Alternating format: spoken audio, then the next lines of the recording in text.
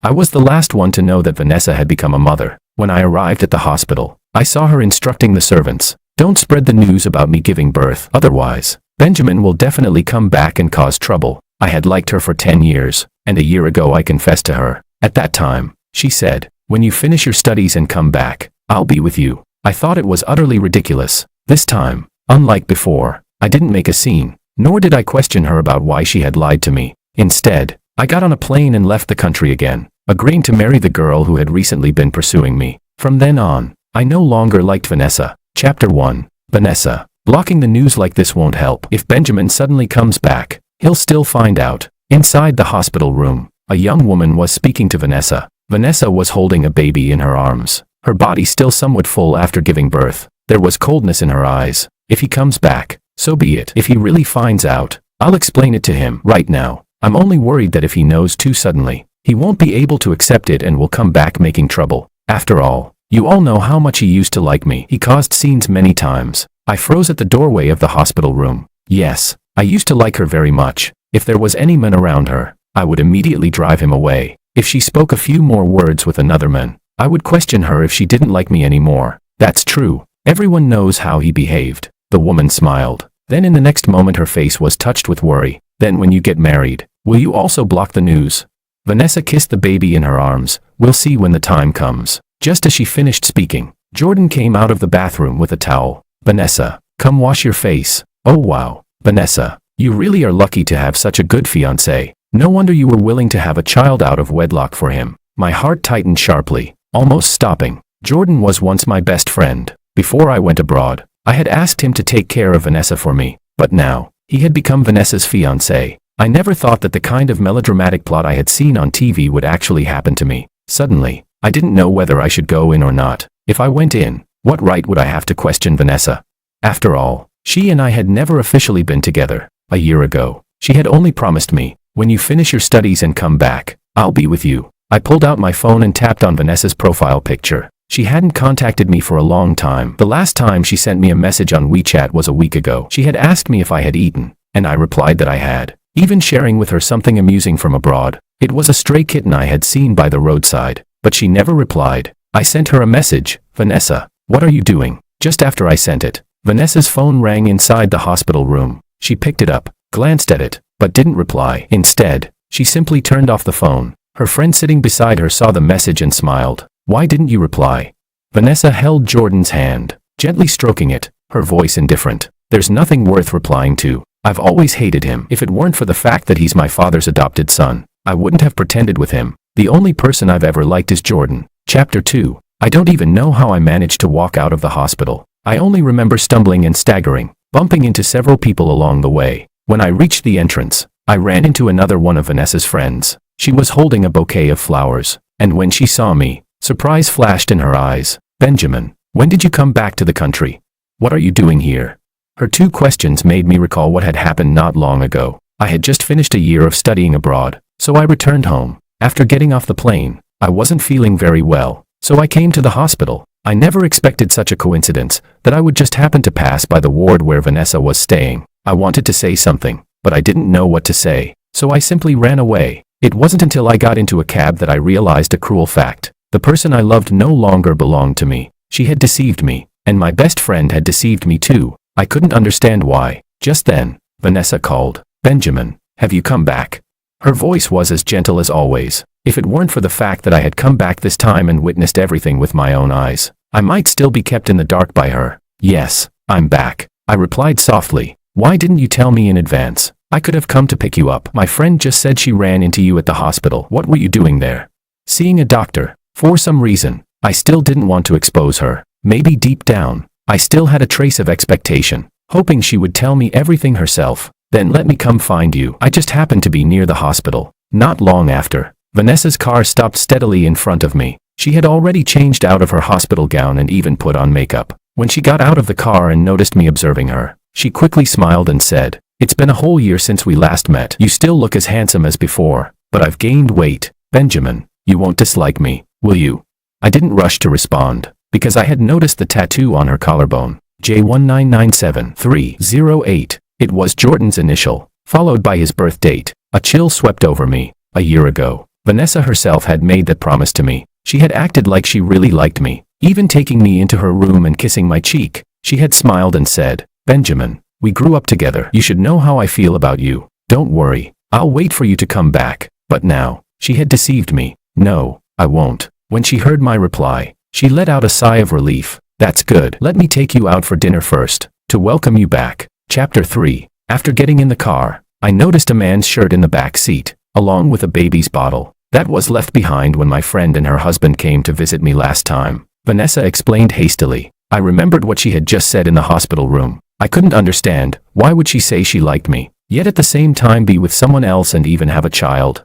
I didn't say a word, just kept staring out the window. All the way, she kept talking to me, mostly asking how I had been this past year. I barely listened, because I didn't want to hear that. I only wanted to hear her tell me everything herself. Because of my cold, I reached for some tissues to blow my nose. When I opened the car's storage compartment, I saw a box of finely packaged tissues inside. Just as I was about to take one, Vanessa stopped me. "Use the ones in that bag instead. These ones are scented. I remember you liked using scented tissues." I froze. I never liked using scented ones, because every time I used them, I would sneeze. She had even seen me sneeze before and said to me, "I'll remember from now on that you can't use scented tissues." I pulled my hand back and stared intently at that beautifully packaged box of tissues. Suddenly, I remembered seeing them online before. They were quite expensive and made especially for babies, so she couldn't bear to let me use them. I found it laughable. "I don't like scented tissues." "What? Didn't you used to like them?"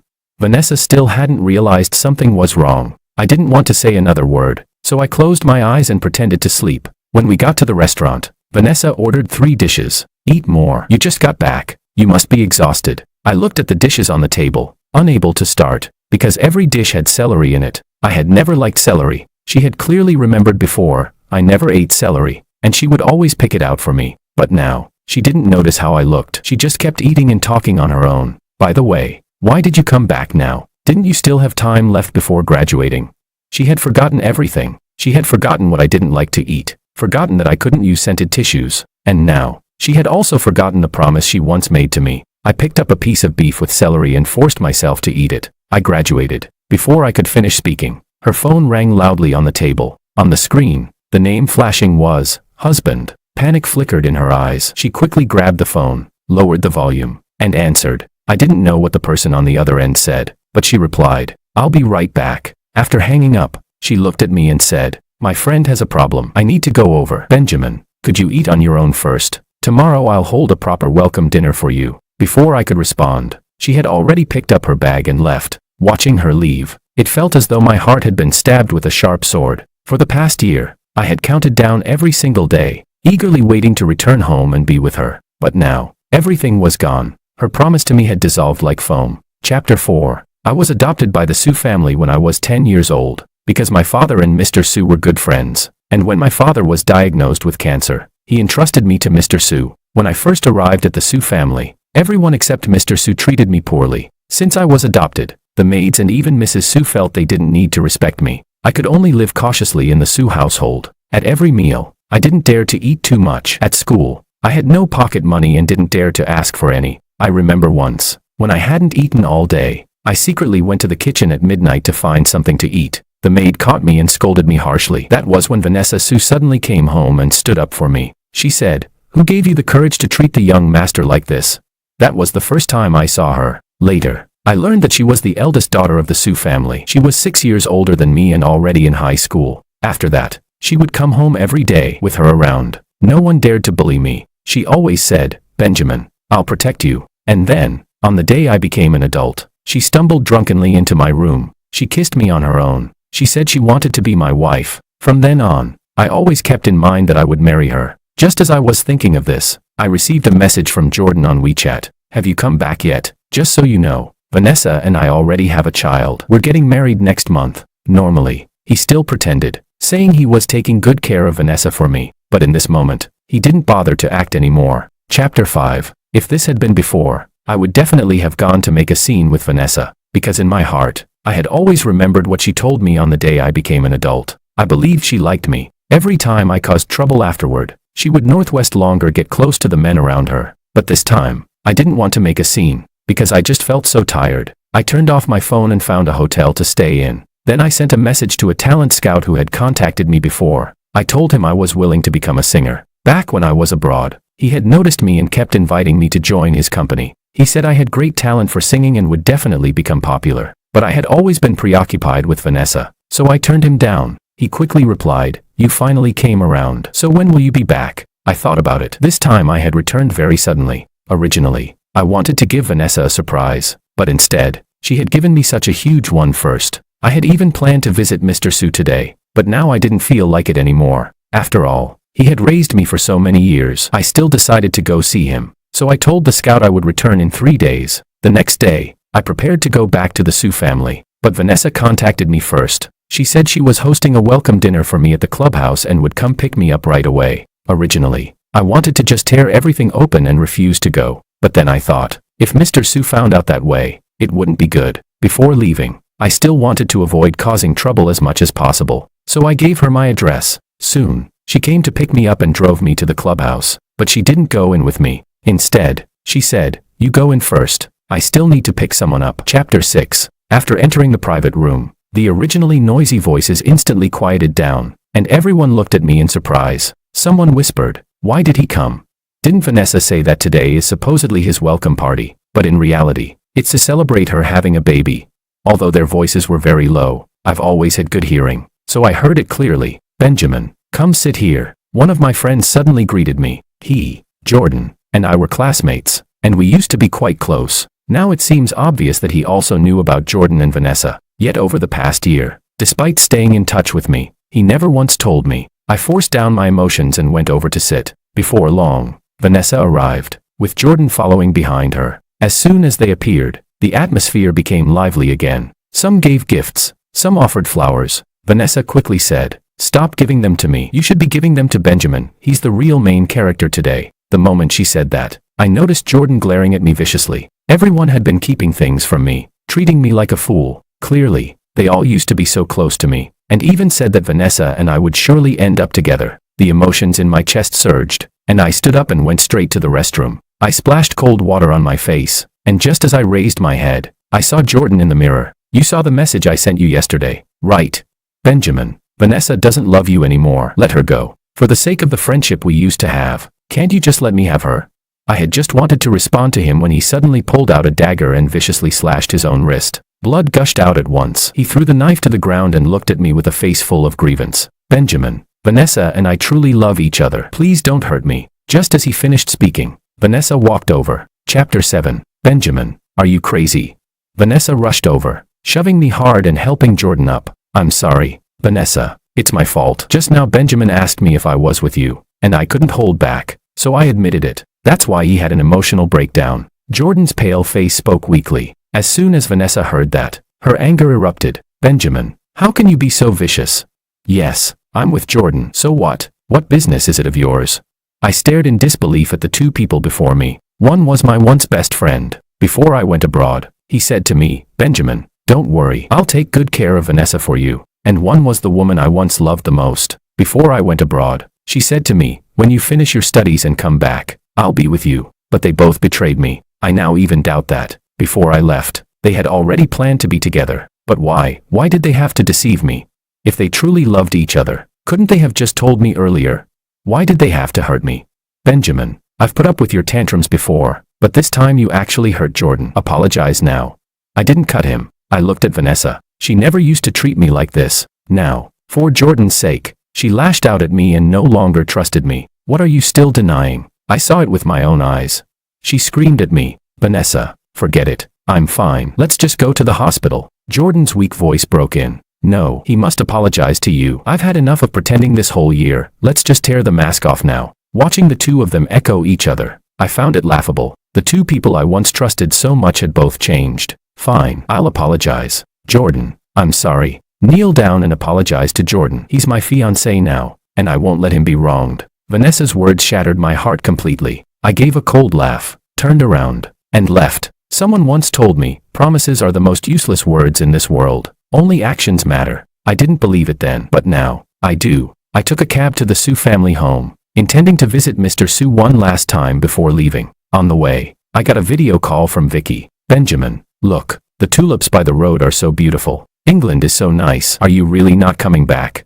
She was my classmate during the year I spent in England as an exchange student. She had been pursuing me relentlessly. I heard she grew up in England, so her mindset was more open. Every time she pursued me, it was like a proposal. She always said, my mom taught me, if you love someone, you have to be bold and fight for it right away, or else someone else will take them.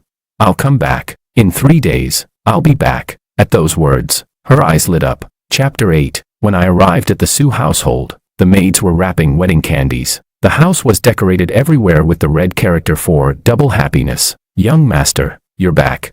One of the maids exclaimed in surprise. Mr. Sue was also astonished. He pulled me aside and asked why I had returned. I told him it was just a temporary visit to see him, and I would be leaving again in 2 days. Why not stay a little longer? Your sister is getting married. Mr. Sue looked at me with a beaming smile. He didn't know that I had feelings for Vanessa. No need. My studies are still quite busy. All right then. He sighed. Oh, by the way, your sister gave birth 3 days ago. It's a daughter. I wanted to tell you earlier, but your sister said you were too busy with school and she didn't want to disturb you. He didn't know that Vanessa had deliberately kept it from me, afraid that I might go and cause trouble. I forced a smile. Then please pass on my words to Sister Vanessa. Tell her to take good care of herself after giving birth. Of course. Of course. Mr. Sue's grin nearly split his face. And your sister's husband, he's your best friend. I must say, there's a reason you two became friends. He's honest, hardworking, just like you, and he treats your sister very well. The day your sister gave birth, he cried like a child. That's why your sister is so deeply in love with him. She immediately told me she wanted to marry him. Hearing those words was like knives stabbing into my chest, but somehow, it didn't hurt as much anymore. I had loved Vanessa for 10 years. To let her go had taken me less than 10 days. Just as I was about to reply, Vanessa and Jordan suddenly came home. Jordan's arm wound was already bandaged, and he was carrying the baby.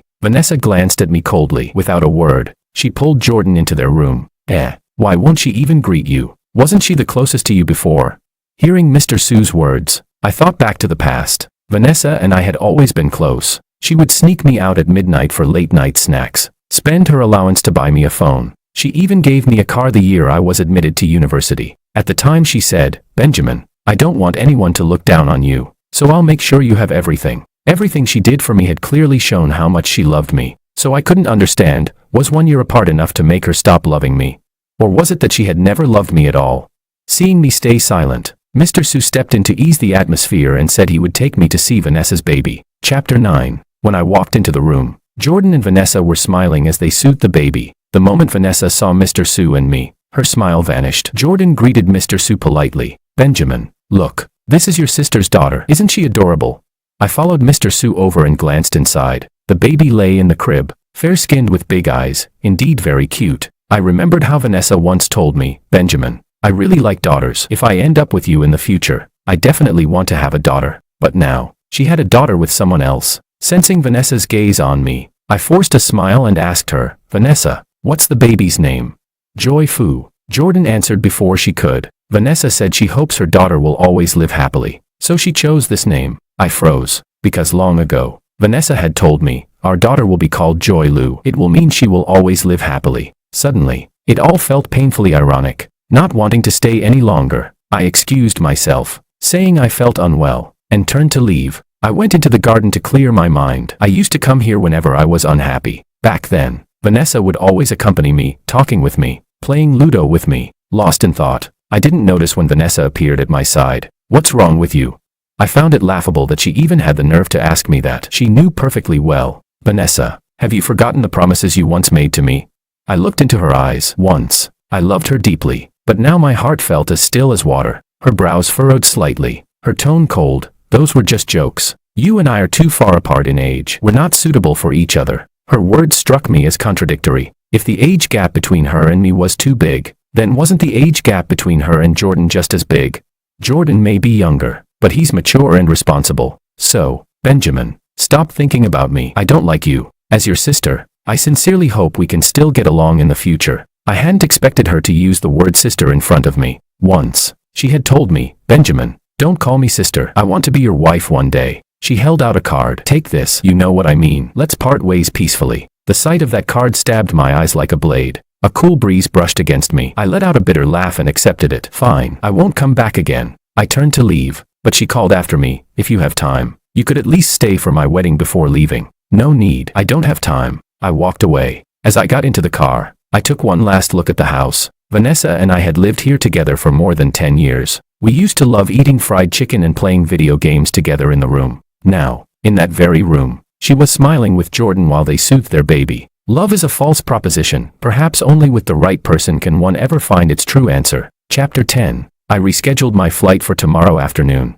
In this city, I didn't want to stay another minute. The next day, as I was preparing to leave, I realized my safety amulet was missing. It had been a gift from my father, and it meant a lot to me. I guessed I must have dropped it at the clubhouse, so I went back there. I was about to check the private room from yesterday, but before I even pushed the door open, I heard Vanessa's voice. You all know how much Benjamin likes me. On the wedding day, he'll definitely cause trouble. I need to think of a way to stop him. But Vanessa, yesterday I saw Benjamin's WeChat post. He said he'll never come back again. Yes, I had posted that. I wrote that I would never return. Vanessa sneered. That was just for me to see. Trying to make me go coax him. I won't. He's just throwing a childish tantrum. It seemed that in her eyes, I would always just be a child. Perhaps we really weren't meant for each other. I didn't want to see her, so I didn't go in to search for the amulet. Instead, I messaged another friend, asking him to help me find it later. Once on the plane, I wasn't sad anymore. I had finally let go of Vanessa. I would never love her again.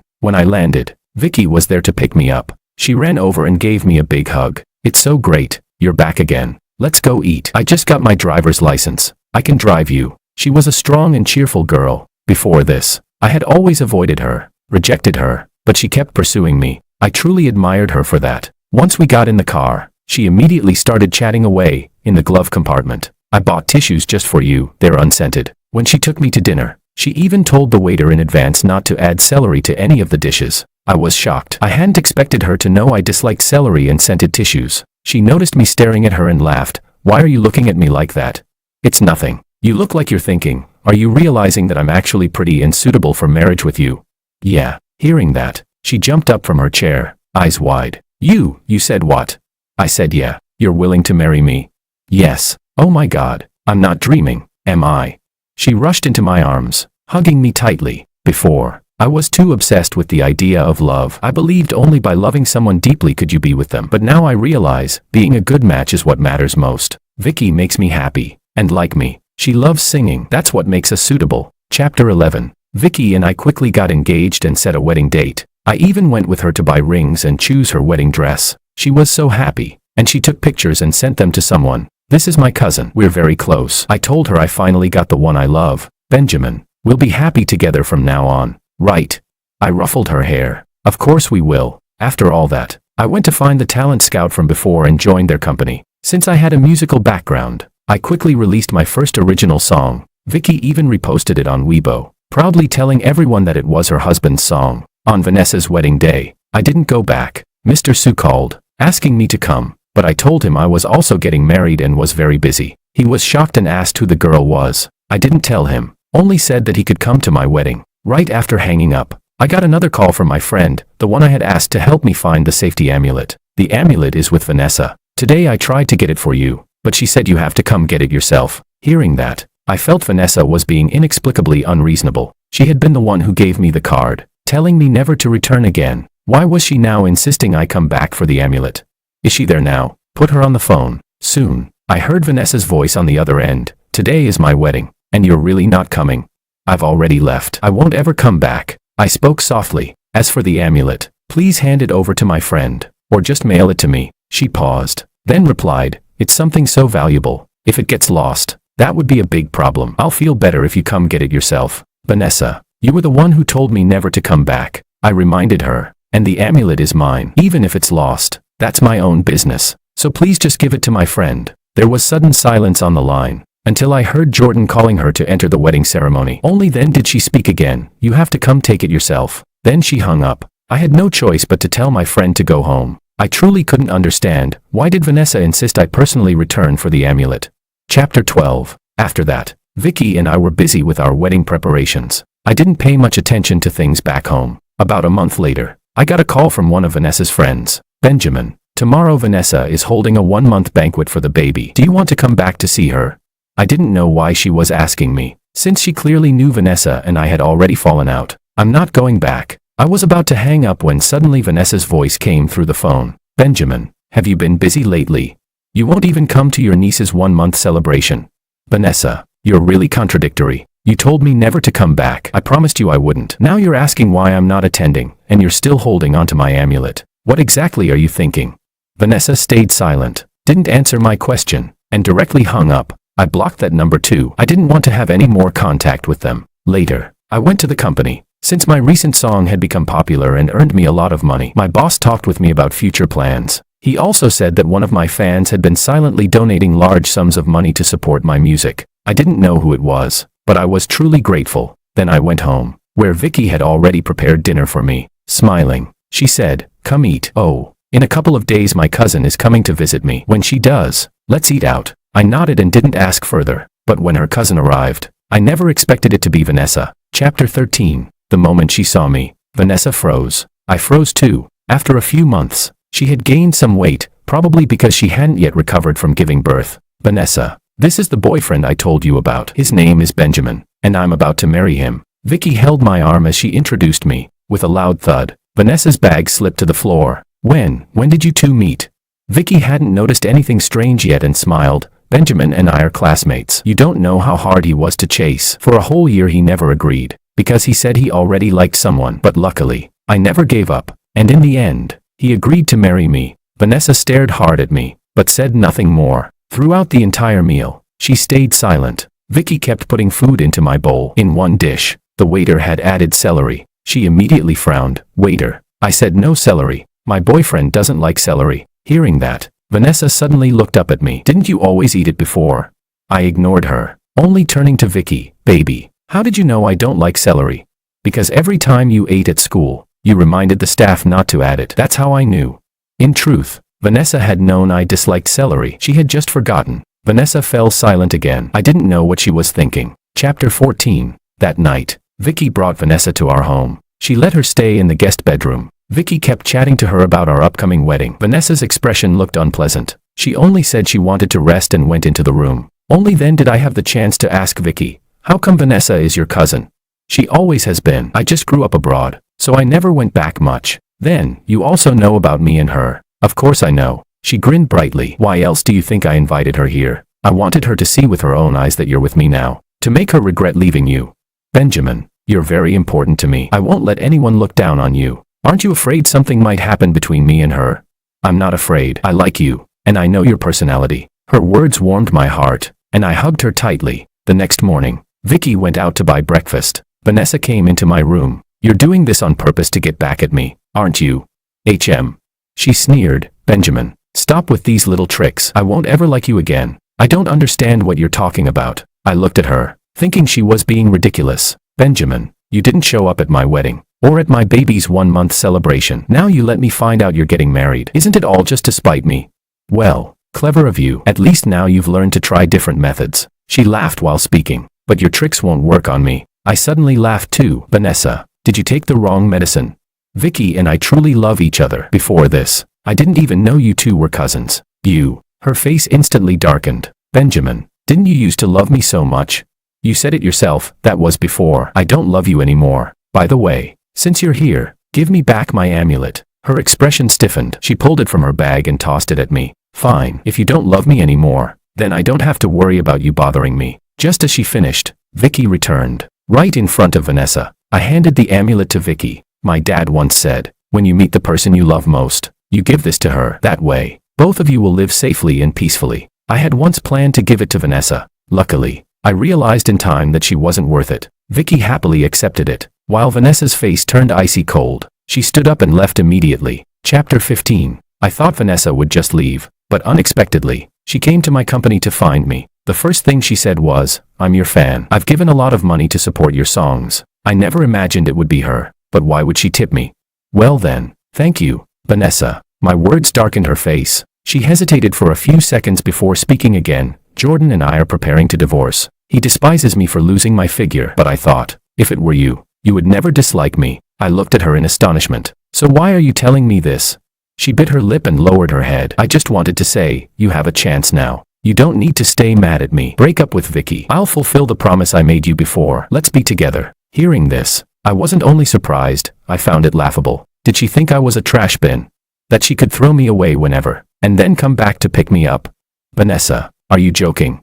I said with a laugh. Vicky and I truly love each other. We're about to get married. I don't like you. To me, you're just my sister. Her face grew paler and paler. Her fists clenched tightly. Benjamin, stop pretending. You clearly like me. I did like you in the past, but I don't anymore. Vanessa, I sincerely hope you can live well with Jordan. Go back. He's a good man. After saying that, I pushed her out the door. I had loved her for 10 years. Back then, I truly wanted to give her a home and make her my wife. Now, I truly want to stay far away from her. Chapter 16. On the day Vicky and I got married, I sang a newly written song called Eternal Love. It symbolized that the love between us would be everlasting, that she and I would never part. Smiling, she looked at me. Benjamin, I'm willing to marry you, to accompany you for a lifetime, never leaving you, never giving up. I bent down and kissed her lips. The hall erupted in applause. When I let go of Vicky, I saw Mr. Sue and Vanessa in the audience. Her eyes were red, tears streaming down her face. I smiled and picked up the microphone. Today, my dearest sister has also come to attend my wedding. I'm very happy. Here, I bless her and her husband with everlasting happiness. At those words, she cried even harder, but I held Vicky's hand tightly and whispered to her, "Wife, I love you." At that moment, I finally felt I was truly happy. Extra Chapter 1. I couldn't believe Benjamin actually married Vicky. He used to like me so much. He once confessed to me in the pouring rain. He said, "Vanessa, I like you. Will you be with me?" Back then, when I looked at his young face, I felt I couldn't be with him. He was my younger brother. After all, later, when he turned 18, I drank too much. My mind was filled with him. I could no longer control my love for him. I went to him and kissed him first. I told him I loved him, but the next day, I regretted it. If others found out I was with my father's adopted son, they would laugh at me. Yet I couldn't bear to reject Benjamin. So I deliberately told him that once he graduated from college, I would be with him. In his last year of college, I arranged for his teacher to tell him he needed to go abroad as an exchange student. I thought that if I didn't see him anymore, I wouldn't love him anymore. After he left, I got together with Jordan. Jordan was more steady, good to me, and seemed more suitable. I hadn't planned on having his child, but one night when I got drunk, I ended up sleeping with him. I never expected to get pregnant from just once. Part 2. I left the wedding in a daze, breaking down in tears in the bathroom. I slapped myself over and over. I hated myself, hated my weakness, hated that I didn't dare to be with Benjamin.